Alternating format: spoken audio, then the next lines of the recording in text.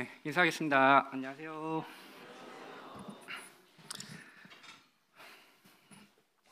오늘은 참 기쁜 날입니다. 왜 기쁘실까요? 하나님께 예배 드리는 날이기 때문에 기쁘신가요? 어제 축구도 이기고 야구도 이겨서 기쁜 날입니다. 근데 저에게는 더 기쁜 소식이 있습니다. 오늘이 정규 강담 올해 마지막 날이기 때문입니다. 스포츠에서 지금 아시안 게임을 하고 있잖아요. 그 스포츠에서 제가 유심히 봤는데 수영을 보니까 0.01초 차이로 이 승패가 갈리더라고요. 그래서 우리나라의 어떤 선수는 은메달과 이제 0.01초 차이로 안타깝게 동메달을 이렇게 따게 되었던 적도 있고, 또 롤러에서는 우리나라 선수가 다 이긴 거예요. 그러다가 세레머니를 마지막에 하면서 들어오다가 0.01초 차이로 순위가 뒤바뀌는 안타까운 그런 사고가 발생하기도 했습니다. 이 스포츠 선수들이 그런 0.01초 차이를 극복하기 위해서 얼마나 많은 노력과 자신이 가진 에너지, 자원을 사용해서 그런 일들을 이렇게 경쟁을 하는 그 연습을 했을까요? 결과가 어떻게 됐든 어쨌든 그 과정과 연습 가운데 이들은 자신이 가진 모든 에너지를 사용했을 것이라고 생각합니다. 스포츠에서도 이렇게 자신이 가진 에너지를 사용해서 훈련을 하고 연습을 합니다. 근데 우리 그리스도인들은요, 영적 전쟁을 해나가야 하는 그리스도인들은요, 얼마나 많은 훈련을 하고 얼마나 많은 그런 연습들을 하고 있는지 생각해 보지 않을 수가 없습니다. 오늘은 사사기 강의 네 번째 시간으로 영적 전쟁을 위한 준비태세라는 제목으로 사사기 3장 12절에서 30절을 통해 교훈 받기를 원합니다. 이 준비태세라는 용어는요, 군사적인 용어예요. 그래서 전쟁을 하기 바로 직전까지 내가 전쟁을 수행할 수 있는 능력을 최대한 배양을 하고 그런 긴장 상태를 만드는 것입니다. 그것을 이제 최종 전투 준비 상태라고 이야기를 합니다. 그래서 이런 전쟁 준비를 하기 전에 우리는 우리의 현재 상태를 한번 점검을 해볼 필요가 있습니다. 그래서 첫 번째로 우상을 섬기고 있지는 않은가 한번 스스로를 점검해 볼 필요가 있습니다. 사사기 3장 12절 말씀입니다. 이스라엘 자손이 또 여호와의 목전에 악을 행하니라. 이스라엘 자손이 여호와의 목전에 악을 행함으로 여호와께서 모압 왕 에글론을 강성케 하사 그들을 대적하게 하시매. 이 첫 번째 사사 온니엘에 의해서 이스라엘의 평화가 잠시 찾아왔습니다. 근데 이스라엘은 다른 선택지가 있었어요. 그게 무엇이었냐면 하나님을 자신들의 주인으로, 자신들의 신으로 섬기고 하나님께서 이 이스라엘 민족들에게 주신 그런 계명들을 온전히 순종하면서 살아갔으면 되었습니다. 그랬으면 이 사사기는 어쩌면 쓰여지지 않았을지도 모릅니다. 하지만 이스라엘은요, 그들의 눈에 좋아 보이는, 그들의 삶에 유익해 보이는 그러한 신들을 따르기 시작했습니다. 여기서 또 여호와의 목전에 악을 행하니라. 그리고 이게 또 나오죠. 여호와의 목전에 악을 행함으로. 이 의미는 이 이스라엘 민족이요, 기존에 다른 우상들을 섬겼던 악을 지금은 더욱더 증가시켜서 예전보다 더욱더 이 악을 행하고 있다라는 것을 이야기해주고 있습니다. 바알을 섬기고 아세라를 섬기고 그들의 삶에 유익해 보이는 그런 신들을 자신들의 삶 속으로 데려온 것입니다. 우리의 삶 속은 어떤가요? 우리의 삶 속에 혹시 이런 우상들을 섬기고 있지 않습니까? 우상은요, 하나님보다 우선되는 모든 것들을 이야기합니다. 우리의 삶을 영위하기 위해서 마땅히 이제 어떤 일도 해야 되고, 그죠? 돈을 벌어야 되고, 그다음에 휴식도 취해야 합니다. 그리고 가족들을 돌보기도 해야겠죠. 그다음 재물을 만약에 풍족하게 벌 수 있는 능력이 있으신 분들은 그것도 아주 풍족하게 벌어서 하나님의 영광을 드러내는 삶을 사는 것이 마땅합니다. 제가 그런 것들을 우상 숭배라고 말씀드리는 게 아닌데 그런 것들이 우상 숭배가 될 수 있다라고 말씀드리는 것입니다. 우상 숭배는요, 우리의 눈이 아니라 하나님이 보시기에 악한 모든 것들, 악하다는 것은 하나님이 보시기에 악한 모든 것들은 하나님보다 먼저 우리가 선택하는 그 모든 것들을 의미합니다. 다시 말씀드리면 우리의 삶과 연관된 그 돈 버는 일, 뭐 돈을 추구하는 일, 뭐 행복을 위해서 우리의 삶의 안락함을 추구하는 일, 우리의 안전을 위하는 일, 이런 모든 것들이 다 필요한 일인데, 그런데 그 일이 하나님보다 우선되는 순간, 하나님보다 그 일을 먼저 추구하는 순간, 그것이 바로 우상 숭배가 되는 것입니다. 하나님께서는 그런 것들을 너무나 싫어하시는 건데요, 그것이 우리 자녀가 될 수도 있고요, 그것이 우리 가족의 어떤 행복, 평화, 뭐 이런 것이 될 수도 있습니다. 한번 우리가 점검을 해볼까요? 먼저 이런 우리 삶에서 나한테 가장 소중하게 생각하는 것들을 한번 나열을 쭉 해보시면 좋을 것 같습니다. 1등, 2등, 3등 뭐 이렇게 쫙 해가지고 자 해놓고 이제 그 하나를 만약에 1번을 하나님께서 그 1번을 나에게 제하신다면, 내 삶에서 그 1번을 빼버리신다면 우리는 여전히 하나님의 편에 설 수 있는지 확인해 보시기 바랍니다. 이 숙제를 우리가 해결하지 않으면 우리는 다음 단계로, 하나님 앞에 성장하는 다음 단계로 나아갈 수 없습니다. 하나님께 가장 우선시 되어야 하는 것이 그 모든 것들보다 하나님이어야 하기 때문입니다. 근데 놀라운 것은 그 모든 것들을 하나님을 선택했을 때 더 채워주실 거라고 믿습니다. 아멘 안 하시나요? 두 번째 우리 스스로 자가 점검을 해볼 거는요, 우리 삶을 지배하고 있는 것이 무엇인지 생각을 해보아야 합니다. 사사기 3장 13절 14절 말씀입니다. 에글론이 암몬과 아말렉 자손들을 모아 가지고 와서 이스라엘을 쳐서 종려나무 성읍을 점령한지라. 이에 이스라엘 자손이 모압 왕 에글론을 18년을 섬기니라. 모압 왕이 이제 모압 왕 이름이 에글론인데, 이게 암몬과 아말렉 자손과 연합해서 이스라엘을 공격했습니다. 요단강을 건너와서 공격을 한 것이에요. 그런데 이 표현을 보면, 앞에 보면 하나님께서 이들을 강성하게 했다고 표현이 나옵니다. 하나님께서 우리의 대적들을 활용해서 우리를 교훈하시려고 하셨던 것입니다. 우리를 다루시기 위해서 하나님께서 대적들을 사용하시는데, 이 대적들이 어떤 존재였냐면요, 민수기 22장 3절에 보면요, 모압이 심히 두려워하였으니 이스라엘 백성이 많음을 인함이라. 이제 가나안 땅을 정벌하러 그 이스라엘 민족들이 이렇게 갔을 때 모압 민족이 이스라엘을 엄청 두려워했어요. 그래서 이런 표현이 나옵니다. 두려워하면서 이들을 막 피하려고 하고 방해하기도 하고 그랬는데, 그랬던 족속들이에요. 감히 우리를 대적할 수도 없었던, 그러니까 이스라엘 민족을 감히 대적할 수도 없었던 족속이 모압입니다. 그랬던 모압이 이제는 상황이 바뀌었어요. 요단강을 건너와서 이들이 종려나무 성읍을 이렇게 점령해버립니다. 이 종려나무 성읍이 어떤 곳이냐면요, 여리고성 많이 들어보셨잖아요. 우리가 여호수아 강에, 여호수아를 공부할 때, 여호수아의 말씀을 들을 때 우리가 이스라엘 민족이 처음으로 요단강을 건너가서 하나님께서 특별한 은혜로, 이스라엘 능력이 아니라 특별한 은혜로 그들에게 주신 첫 번째 소산물이자 그 가나안 땅을 정벌하기 위한 가장 전략적인 요충지가 바로 이 여리고성이었습니다. 근데 이 여리고성을 이 모압 민족들에게 점령을 당하게 되었던 것입니다. 어떻게 보면 이스라엘 민족 입장에서는 치욕스러운 일이었습니다.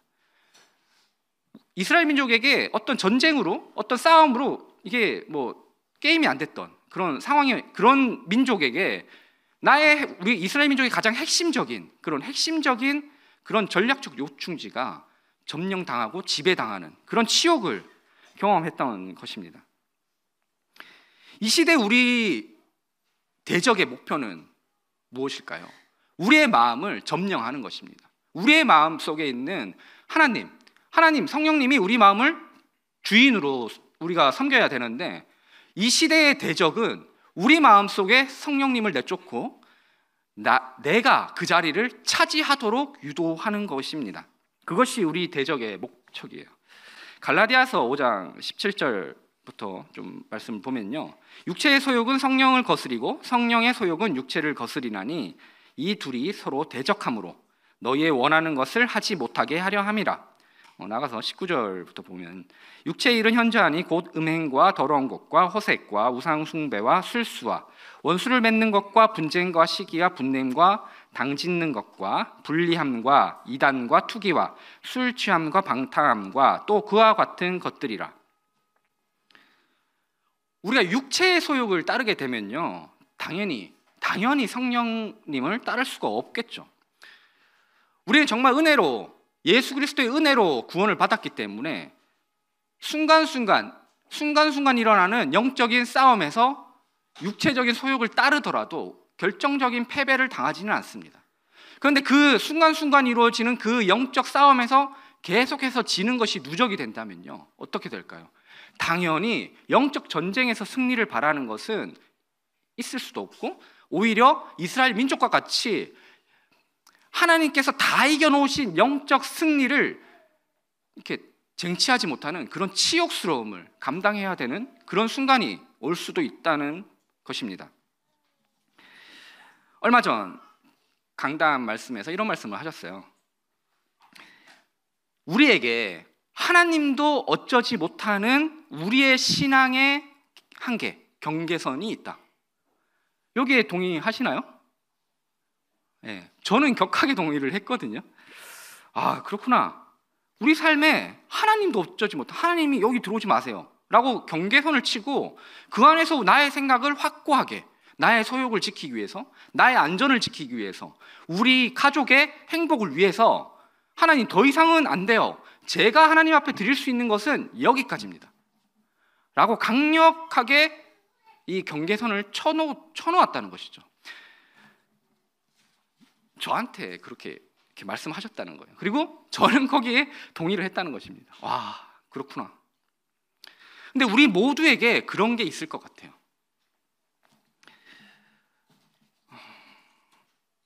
그것이, 그 문제의 어려움은 뭐냐면요, 내 생각이라는 겁니다. 내 생각. 바로 나의 생각이 하나님의 생각보다 더 옳다라고 여기게 되는 것이기 때문입니다. 우리가요, 하나님께서 우리를 어떻게 구원해 주셨냐면요, 스스로 주인되어 살아가고 있던 우리들이었잖아요. 그런데 예수 그리스도의 은혜로 말미암아서 이제 너희들은 나의 자녀가 되어라, 네가 믿고 나의 자녀가 되어라. 우리가 원래 우리 스스로 하나님을 배척하고 하나님을 인지하지도 않고 하나님을 버리고 살던 존재였는데 이제 하나님께서 은혜로 자기의 독생자를 우리에게 주셨습니다. 그래서 그 은혜로 말미암아서 우리가 하나님의 자녀가 되는 어떤 특권을 누리게 됐어요. 자, 그 이야기는 무엇입니까? 우리가 성도로 구원을 받았다는 것은요, 이제 내 주인이 내가 아니라 하나님이 나의 주인이다라는 것을 인정하여야만 그 구원이라는 거에 성립되는 것입니다. 우리는 모두가 그 구원에 대해서 인정을 하셨잖아요. 그런데 우리가 살다 보니 여전히 내 속에 있던 자아가 계속해서 올라오는 것입니다. 그래서 나의 육체의 소욕과 성령님은요, 항상 싸우는 것이에요. 그 항상 싸우는 것이 아까 처음에 말씀드렸던 것처럼 이 사소한 싸움들이 누적이 되어 가는 것입니다. 이 사소한 싸움들에서 승리의 소식을 계속해서 쌓아 나가야 되는 것이에요. 내가 가지고 있는 육체의 소욕과 성령님이 갈등할 때 나는 성령님을 택할 것인가, 나의 소욕을 택할 것인가, 이 싸움을 계속해서 해나가야 합니다. 그래서 성령님을 택하는 그러한 삶을 살아갈 때 우리의 삶이 변해갈 수 있습니다. 이제 우리 마음에 영적 여리고성이 나의 소욕에 점령당하고 있는 건 아닌지 한번 스스로 점검을 해보아야 할 것입니다. 준비태세를 갖추기 위해서 우리는 훈련법을 알아야 하고 그렇게 훈련을 해나가야 하는데요, 두 번째로 우리가 영적 성장을 위한 훈련법에 대해서 생각해 보도록 하겠습니다. 첫 번째 우리가 훈련을 필요한 게 뭐냐면요, 악한 환경을 극복하는 훈련입니다. 사사기서 3장 15절 말씀입니다. 이스라엘 자손이 여호와께 부르짖음에 여호와께서 그들을 위하여 한 구원자를 세우셨으니 그는 베냐민 사람 게라의 아들 왼손잡이 에웃이라. 이스라엘 자손이 그를 의탁하여 모압 왕 에글론에게 공물을 바칠 때, 이스라엘이 하나님께 이제 돌이키니까 하나님께서 이들을 은혜로 구원자를 세우셨습니다. 그 구원자는 왼손잡이 에웃이라고 성경에 나오는데요, 이스라엘의 두 번째 사사이기도 합니다. 에웃이라는 사람은요, 이스라엘 지파 중에서 베냐민이라는 아주 작은 지파에 속하는 그런 사람입니다. 그리고 여기에 보면 왼손잡이라고 나오잖아요. 어떤 주석마다 약간 좀 해석이 좀 다르긴 한데, 어쨌든 왼손잡이, 이 왼손잡이의 삶을 혹시 여기 왼손잡이 성도님들 계신지 모르겠는데 얼마나 그 처절한 삶을 살아가야 되는지, 우리 누님께서 왼손잡이신데 어릴 때 엄청나게 핍박을 받았다고 아직까지 얘기를 하시더라고요. 밥 먹을 때 왼손을 먹는다, 복 나간다고 핍박을 받고, 글씨 왼손으로 쓰면 어떻게 이렇게 막 되잖아요. 그렇게 쓰지 말라고 선생님들에게 핍박을 받고.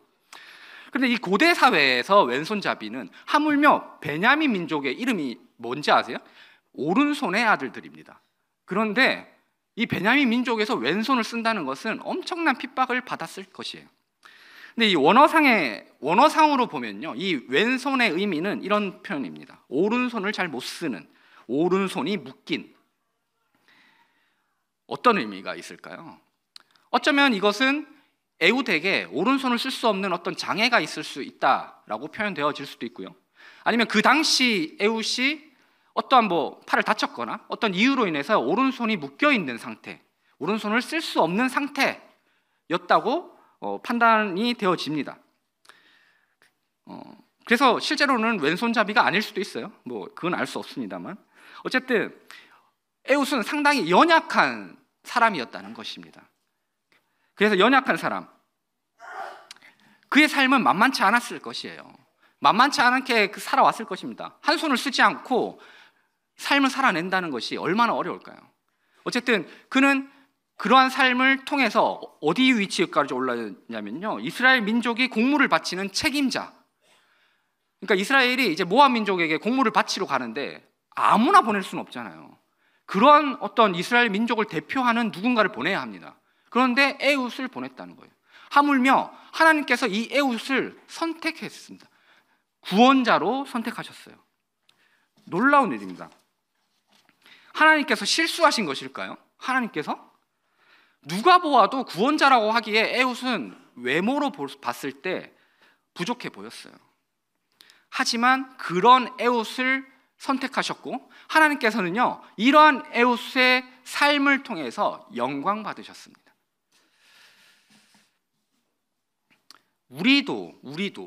우리도 마찬가지 아닐까요? 하나님께서 에웃에게 어떤 악한 환경을 주셨습니다. 하나님을 섬기기 어렵게 하는 악한 환경을 주셨어요. 우리에게도 그런 악한 환경을 하나님께서 우리에게 허락하셨을 수 있습니다. 그게 뭔지는 모르겠어요. 재물이 될 수도 있고요, 시간이 없을 수도 있고요, 그럼 내가 병이 있을 수도 있고요, 다양한 어떤 것들이 있을 수 있습니다. 하나님을 성실히 섬기게 할 수 없는 모든 정당한 이유들, 그것이 있잖아요. 우리 삶에 있습니다. 정당해 보이는, 그 누구도 뭐라고 할 수 없는 이유들이 있다는 것이에요. 그런데요, 하나님께서요, 그런 우리를 구원하셨습니다. 이게 무슨 얘기냐면요, 우리가 구원받을 때요, 우리의 상황이 얼마나 악했습니까? 정말 어떻게 보면 어떤 분들은 삶을 포기하기 직전의 순간에 구원을 얻어서 새 힘을 얻었다는, 그럴 수도 있고요. 정말 우리가 구원을 받았다고 해서 우리의 환경이요 극적으로 변하나요? 돈이 정말 없어서 막 그런 상태에 있었는데 구원을 받으니까 갑자기 돈이 막 풍족해져. 아니지 않아요? 아닙니다. 그런데 우리가 구원을 받으니까 뭐가 변해요? 우리의 마음이 변해서 정말 놀라운 기쁨 속에서 살아가더라는 거죠. 하나님께서 그랬던 우리를 구원하셔서 우리를 변화시키셨어요. 그런데 이제는 그런 악한 환경 때문에 우리가 하나님을 섬길 수 없다. 하나님께서 실수하신 것일까요? 하나님께서 우리를 구원하신 게, 우리를 선택하신 게 실수하신 것일까요? 아닙니다. 아니에요. 우리가 구원을 받았던 것처럼, 우리가 복음을 듣고 하나님의 자녀로 변했던 것처럼 그런 악한 환경은 우리를 지배할 수 없습니다. 에후처럼요, 하나님을 따르게 하기 어려운 환경이었음에도 불구하고 그런 악한 환경을 이겨낼 수 있습니다. 누구에게 달렸어요? 우리에게 달린 거예요. 우리에게 달려 있습니다. 우리가 하나님을 신뢰해서 하나님을 선택하는 그런 일들을 행하면요, 하나님께서요 능력을 주실 것이고 힘을 주실 것이고요, 그런 모든 것들을 합해서 우리에게 선을 이루도록, 그리고 결론적으로 뭐요? 하나님께서 영광을 받으실 것입니다. 우리의 연약을 통해서 하나님께서 영광을 받으실 것이라는 거예요. 그것이 중요한 것입니다. 그래서 우리는 이런 훈련들, 우리 삶에서 그런 것들이 왔을 때, 악한 환경이 왔을 때 그런 환경을 극복하기 위한 훈련들을 하나씩 해나가야 하는 것입니다. 두 번째 우리에게 필요한 훈련은요, 하나님께 헌신하는 훈련입니다. 사사기 3장 16절에서 19절 말씀입니다. 에훗이 장이 한 규빗 되는 좌우에 날성칼을 만들어 우편 다리 옷 속에 차고 곡물을 모압 왕 에글론에게 바쳤는데, 에글론은 심히 비둔한 자이였더라. 에훗이 곡물 바치기를 마친 후에 곡물을 메고 온 자들을 보내고 자기는 길갈 근처 돌 뜨는 곳에서부터 돌아와서 가로되, 왕이여, 내가 은밀한 일을 왕에게 고하려 하나이다. 왕이 명하여 종용케 하라 하매 모셔 선 자들이 다 물러간지라. 에훗이 하나님께 어떻게 부르심을 받았는지, 어떤 명령을 들었는지 성경에 나와 있지 않기 때문에 우리가 알 수는 없습니다. 하지만 분명한 것은요, 에훗은 하나님께서 이 에훗에게 자신에게 원한 것이, 하나님께서 이 에훗이 무엇을 하기를 원했는지를 분명히 알고 있었어요. 그래서 에훗은 어떻게 합니까? 장이 한 규빗 되는 좌우의 날성칼을 만들었어야 돼요. 정성스럽게 만들었어야 될 겁니다. 그리고 자기가 오른손을 못 쓰니까 또 어떻게 해야 되나요? 왼손을 쓰기 위해서 단련했을 것입니다. 그리고 우편 다리 옷 속에 숨겼겠죠. 그리고 모압 왕 에글론에게 이제 곡물을 바쳤어요. 바치고 와서 왕의 어떠한 위치, 왕의 상태, 그리고 호위의 배치, 이런 것들을 파악했을 것입니다. 그리고 이제 돌아가면서 이제 다른 그 팀들은 다 보내고 다시 왕에게 돌아오는 이야기를 하고 있는 것입니다. 그래서 왕을 독대하는 데까지 성공합니다. 이 모든 과정 가운데 하나님께서 이 에훗과 함께 하셨을 것입니다. 에훗은요, 지혜롭고 계획적이었습니다. 그리고 부지런하고 어떤 자신이 소유한 모든 것을 사용했어요. 자신이 가지고 있는 모든 자원들을 사용해서 이 하나님께서 주신 명령을 수행하려고 했습니다. 하물며 에훗이 사용한 것은요, 자신이 오른손 연약함까지도 사용한 것이죠. 그리고 이 모압의 왕을 암살하러 가기 위해서는 가장 큰 뭘 담보로 걸었어야 되냐면 자신의 생명입니다. 생명. 그렇게 이제 갔어요. 우리에게 하나님께서 주신 많은 자원들이 있습니다. 많은 것들이 있어요. 하나님께서 우리에게 허락하신 많은 것들, 이런 자원들을 어디에 사용을 해야 하는 것이 마땅할까요? 하나님의 목적을 이루는데 사용하는 것이 마땅하지 않습니까? 에스더서에 이런 게 있죠. 에스더 말씀에 보면 4장 13절 14절 말씀인데요, 모르드게가 그를 시켜 에스더에게 회답하니 너는 왕궁에 있으니 모든 유다인 중에 홀로 면하리라 생각지 말라. 이때에 내가 만일 잠잠하여 말이 없으면 유다인은 다른 데로 말미암아 노임과 구원을 얻으려니와 너와 내 아비 집은 멸망하리라. 내가 왕후의 위를 얻은 것이 이때를 위함이 아닌지 누가 아느냐. 에스더도 자신의 생명을 걸었습니다. 왕이 잡아주지 않으면 죽는 거였어요. 그런데 이스라엘을 위해서 자신의 생명을 걸었습니다. 에훗도 마찬가지죠. 이들은 자신의 것들을 헌신했어요. 자신의 생명을 담보로. 자신이 지금까지 쌓아왔던 모든 것들을, 환경, 어떤 권세, 물질, 능력, 모든 것들을 이 일을 위해서, 하나님의 일을 이루는 이 결정적인 일을 위해서 헌신했습니다. 우리가 만약에 사사로이 헌신하는 훈련을 하지 않아서 결정적인 순간에 하나님께서 우리에게 뭔가 큰 것을 요구하시는 어떤 헌신에 요구하셨을 때 우리가 이 헌신의 기회를 놓치게 되면 어떻게 될까요? 그 일이 이루어지지 않을까요? 아니에요. 하나님은요, 우리가 헌신하지 않았잖아요. 그럼 어떻게 하냐면요, 다른 사람의 헌신과 다른 사람의 능력을 통해서요, 그 일을 이루신다니까요. 그 일을 이루십니다. 에스더서에 이렇게 돼 있죠. 내가 만일 잠잠하여 말이 없으면 유다인은 다른 데로 말미암아 노임과 구원을 얻으려니와 너와 내 아비 집은 멸망하리라. 우리가 멸망을 당할지는 않을지언정 하나님의 도구로 놀랍게 사용되어질 그 놀라운 기회를 영원히 놓치게 되실 것입니다. 이 헌신은요, 그런 것이에요. 헌신은 우리가 할 수 있는 최선을 드리는 것인데, 그런데 아끼지 않았으면 좋겠습니다. 아껴봐야 누가 그러더라고요. 50대면 그냥 다 고만고만하게 살아. 딱 그러더라고요. 저 안 돼봐서 모르겠는데. 네. 어쨌든 아끼지 않았으면 좋겠습니다. 세 번째로 우리가 훈련을 해야 될 것이 있습니다. 말씀을 듣고 또 말씀에 순종하는 훈련입니다. 사사기 3장 20절에서 26절까지 쭉 읽으면 너무 기니까. 에훗이 왕의 앞으로 나아가니 왕은 서늘한 다락방에 홀로 앉아 있는 중이라. 에훗이 가로되 내가 하나님의 명을 받들어 왕에게 고할 일이 있나이다 하매 왕이 그 좌석에서 일어나니 에훗이 왼손으로 우편 다리에서 칼을 빼어 왕의 몸을 찌르매 칼자루도 나를 따라 들어가서 그 끝이 등 뒤까지 나갔고 이렇게 쭉 이렇게 나오는데요. 에훗이 이제 왕을 만났어요. 독대를 했습니다. 그래서 왕에게 가까이 갑니다. 에훗이 준비한 칼이 뭐예요? 한 규빗 되는 칼이었어요.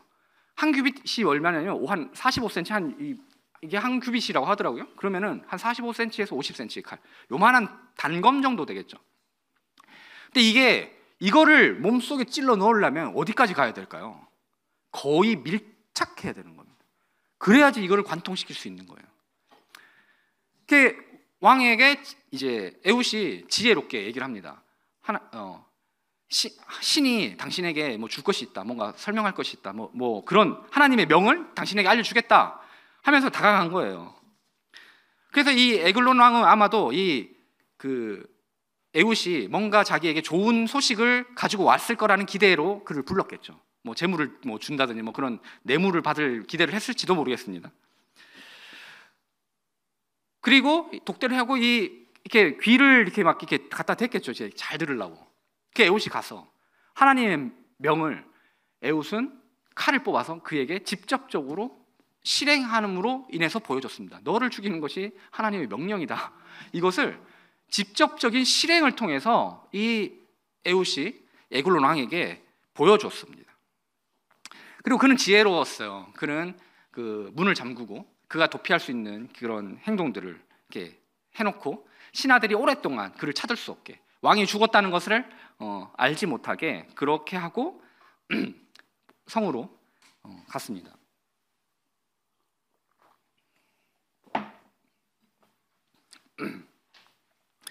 우리는 에훗의 이 행동을 보면서 에훗은요, 하나님께서 분명히 이 에훗에게 이야기한 것을 머리에만 가지고 있지 않았어요.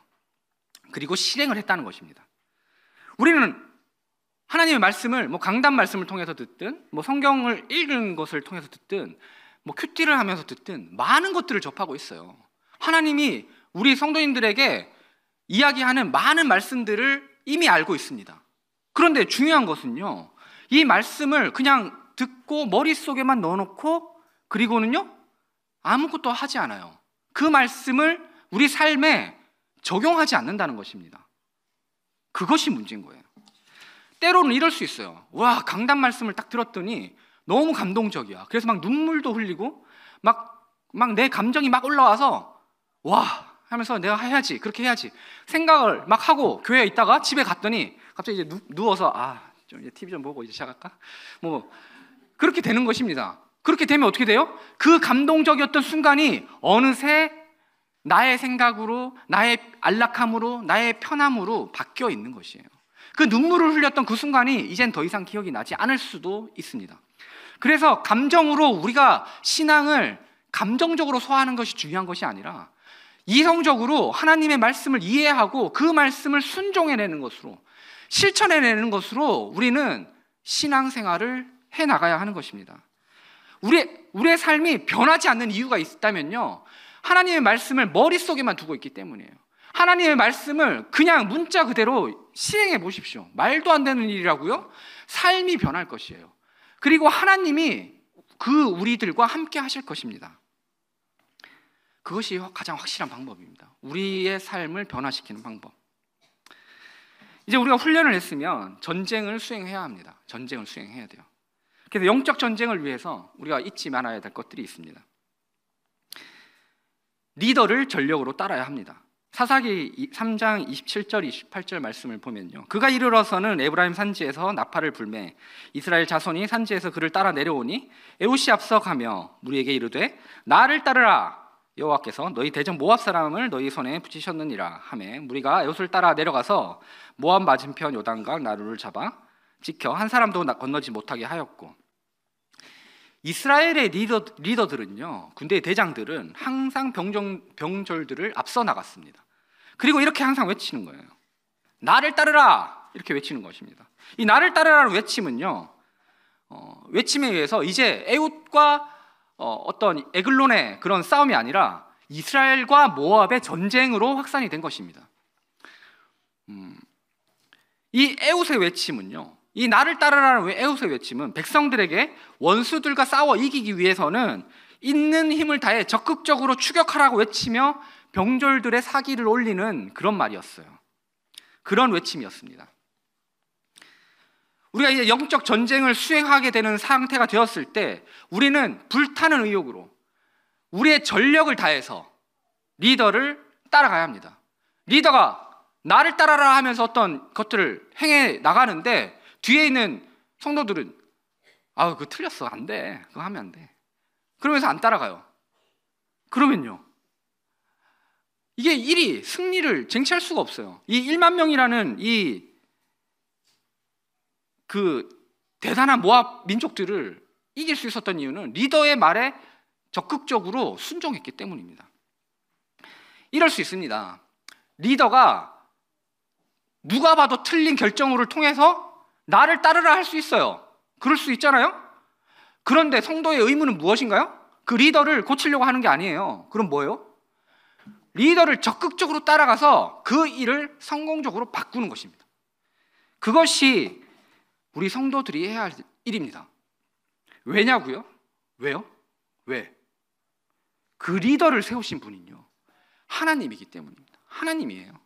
우리는 하나님의 승리를 기대하는 것이지 우리의 생각으로 어떤 우리가 이런 루틴대로 이루어지는 어떤 승리를 바라는 것이 아닙니다. 하나님께서 이미 승리하신 그 일을 우리는 기대하는 것이에요. 그래서 우리는 리더를 전력으로, 대충 따르는 게 아니라 전력으로 따라야 하는 것입니다. 그래서 우리가 두 번째 전쟁을 수행할 때 우리가 또 기억해야 될 것이 있습니다. 하나님이 함께 하심을 기대하는 것입니다. 사사기 3장 29절에서 30절 말씀입니다. 그때 모압 사람 1만 명가량을 죽였으니 다 역사요 용사라, 한 사람도 피하지 못하였더라. 그날에 모압 사람이 이스라엘의 수하에 항복함에 그 땅이 80년 동안 태평하였더라. 이걸 약간 좀 해석을 하면, 직역을 하면 모압 사람 1만 명가량을 죽였는데 그들은 모두가 건장하고 강건한 사람이었더라, 이런 표현인 거예요. 에훗이 에글론의 왕의 리더를 이제 죽였습니다. 그럼에도 불구하고요, 이 모압의 전력은 만만치 않았어요. 모두가 건장한 용사였습니다. 1만 명이나 됐어요. 근데 그들을 나루터, 요단강을 건너기 위해서 나루터가 있는데 그 나루터로 오는 이들을 죽인 것이죠. 그런데 이들이 쉽게 죽일 수 있었을까요? 쉽게 죽였을 것 같습니다. 왜냐하면 하나님께서 이들의 마음에 분명 어떤 두려움을 주셨을 것 같아요. 그래서 이들은 도망치기에 바빴을 것입니다. 하나님께서 이들에게 안 돼, 우리 모아서 싸우자, 이런 마음을 주시지 않았다는 것이죠. 처음에 모압을 강성케 하셨듯이 이제는 이들을 약하게 하셨을 것입니다. 하나님께서 이 이스라엘 민족과 이 전쟁 중에 함께 하셨어요. 그래서 놀라운 이 10,000명이라는 많은 인원들을 죽일 수 있는 그런 성과를, 그런 놀라운 일들을 행하셨습니다. 사실은요, 한쪽 수를 쓰지 못하는 그런 에훗이 한 나라의 왕을 암살한다는 것 자체가 불가능한 일입니다. 그런데 그 모든 과정 가운데 누가 개입하셨을까요? 하나님이 개입하셨습니다. 하나님이요, 삶을 그렇게 주관하고 계세요. 전쟁은 누구에게 속한 것입니까? 하나님의, 여호와 하나님에게 속한 것입니다. 우리는 여전히 이 세상을 살아가는데 만만치 않은 전쟁을 해야 합니다. 감당하기 쉽지 않죠. 저도 너무 힘들어요. 힘든데 두려워하고 걱정하고만 있으면요, 아무것도 이루어지지 않아요. 만만치 않다는 걸 알고 있어요. 누가 알고 있어요? 하나님도 알고 우리도 알아요. 그러면 이 전쟁의 승패는 누가 결정을 하는 것입니까?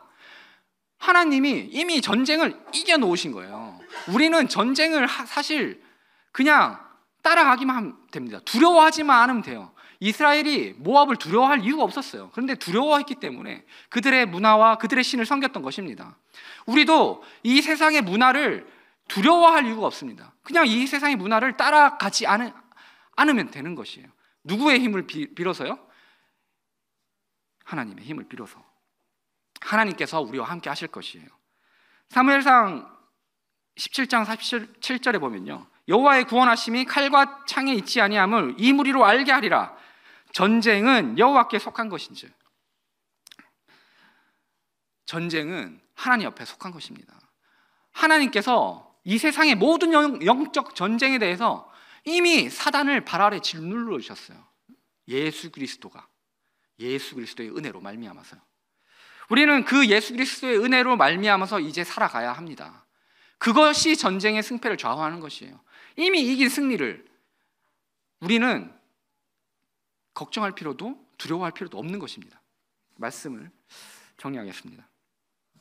현재 우리가 영적 전쟁을 치르고 있습니다. 그렇죠? 근데 어떤 분들은요, 현역으로 영적 전쟁을 막 치열하게 살아내고 계신 분들이 있을 수 있습니다. 또 어떤 분들은요, 아직 전쟁의 준비 태세가 되어 있지 않아서 전쟁에 나서지 못하는 그런 분들이 있을 수도 있어요. 또 어떤 분들은요, 이미 전쟁을 마치고 나는 예비역처럼 빠져가지고 뒤에서 계신 분들이 있을 수도 있습니다. 하나님께서는요, 요한복음 12장 26절에 이렇게 말씀해 주셨습니다. 사람이 나를 섬기려면 나를 따르라. 나 있는 곳에 나를 섬기는 자도 거기 있으리니 사람이 나를 섬기면 내 아버지께서 저를 귀히 여기시리라. 우리는 현재 지금 이 순간에 하나님이 주관하는 그 영적 전쟁에서 패배하는 치욕의 순간을 맞이하고 있을 수도 있습니다. 그러한 순간에 우리는 다시 영적 전쟁을 위한 훈련을 시작해야 합니다. 사사로운 그런 영적인 순간순간의 싸움들에서 이기는 것을 통해서 강력한 영적 전쟁의 큰 전쟁이 왔을 때 우리는 반응해서 이기는, 악한 환경을 극복하고 하나님께 헌신하고 하나님의 말씀을 듣고 순종하는 일에 우리가 훈련을 시작해야 할 것입니다. 하나님께서는 여전히 우리에게 이렇게 얘기하시는 거 있으신 것 같아요. 나를 따르라. 전력으로 우리는 그 하나님을, 예수 그리스도의 외침을 무시하지 않고 따라가는 우리 성도님들이 되면 좋겠습니다. 기도하시고 마치도록 하겠습니다.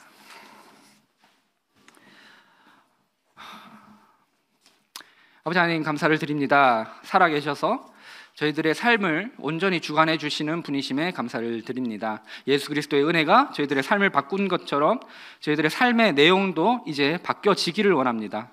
우리 아버지 하나님을 위해서 헌신하고 우리 아버지 하나님을 따라가고 우리 아버지 하나님 예수 그리스도에게까지 자라는 우리 서청주교회 성도님들이 될 수 있도록 아버지 하나님 도와주시기를 원합니다. 항상 함께 해주시고 항상 승리를 저희에게 가져다 주시기를 간절히 기도를 드립니다. 저희들의 마음이 강팍할 때 저희들의 마음을 붙잡으시고 저희들의 마음을 참 하나님을 다시 따르는 마음으로 바꾸어 주시기를 간절히 기도를 드립니다. 저희들이 온전히 하나님을 따라가면서 이 영적 전쟁을 온전히 수행해 내기를 원합니다. 아버지 하나님, 저희들의 삶을 주관하시고 인도하심에 감사를 드립니다. 말씀을 나누신 것도 감사를 드립니다. 예수님의 이름으로 기도드렸습니다. 감사합니다.